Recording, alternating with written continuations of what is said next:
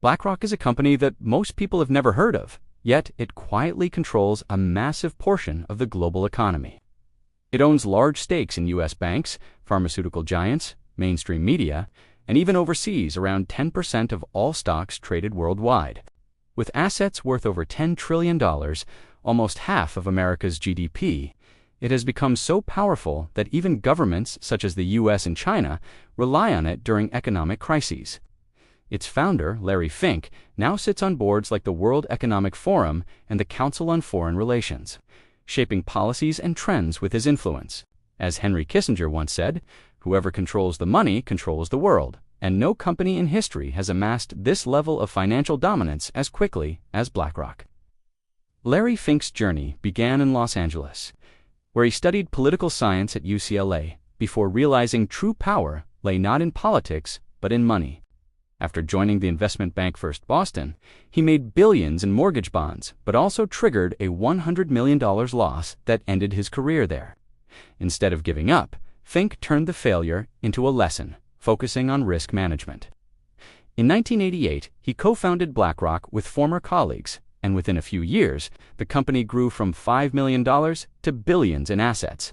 Through aggressive power moves, Fink consolidated control, and by the 2000s, his empire seemed unstoppable. When the 2008 financial crisis hit, BlackRock's expertise in risk management gave it a massive advantage. While other institutions collapsed, BlackRock gained even more power by securing government contracts to manage toxic assets. Later, it dominated the exchange-traded fund ETF market, allowing people to invest in entire industries with one purchase, which funneled even more money into BlackRock's control. At the same time, Fink invested heavily in technology, creating Aladdin, a supercomputer system that manages trillions of dollars in assets by analyzing and predicting profitable investments. This positioned BlackRock not just as a financial player, but as a force that governments and corporations alike depended on. The influence of BlackRock extends far beyond Wall Street. Alongside Vanguard, it owns significant stakes in media companies like Disney, Comcast, CBS, and Fox, giving it indirect influence over what the public sees and hears. It is also a top investor in big tech giants like Google, Amazon, Facebook, and Twitter, meaning it has reach into nearly every corner of the digital world, controlling over 90% of mainstream media through stakes and influence. BlackRock ensures its name remains relatively unknown to the general public. At the same time, its Aladdin platform processes vast amounts of personal and financial data from banks, insurance companies, and social media, effectively giving BlackRock a detailed map of the global economy and its people. This power has raised serious concerns. For example, BlackRock has lobbied for contracts to regulate European banks, even though it owns major stakes in them, a clear conflict of interest. It has also been buying up residential properties, driving housing prices higher and leaving ordinary people with fewer chances to own homes, forcing them to rent instead. More troubling is its deepening ties with China. In 2020, BlackRock became the first foreign company allowed into China's mutual fund industry, funneling Western pension and investment money into Chinese state-backed firms, including those accused of human rights abuses. Critics warn this not only strengthens authoritarian regimes, but also compromises Western values and independence.